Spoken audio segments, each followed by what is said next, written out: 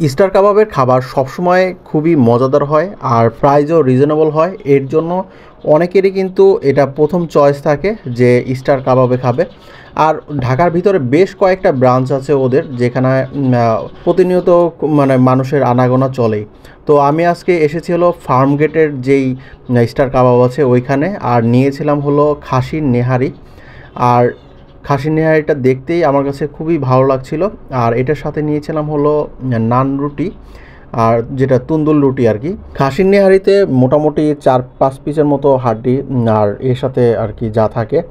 আর ওদের মেন ওর কি মানে এটার সাথে ঝোলটা ছিল, ঝোলটাই আমার কাছে বেশি ভালো লেগেছে। একদম মাখো মাখো একটা ঝোল। আর এটা দিয়ে মানে নান রুটিতে খেতে কিন্তু দারুণ লাগে আর কি। দামও মোটামুটি ভালো।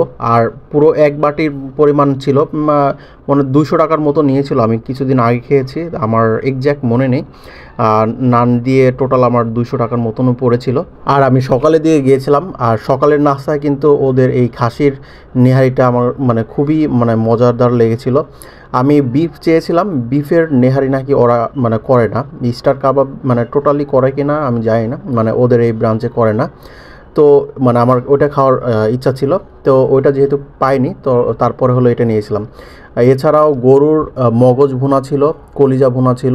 স্টার কাবাবের কিন্তু বিকেলের যেই চাপ আইটেম করে, তারপরে হলো শিক কাবাব, এই আইটেমগুলোও আমার কাছে বেশ মজাদার লাগে আর বেশি ভালো লাগে।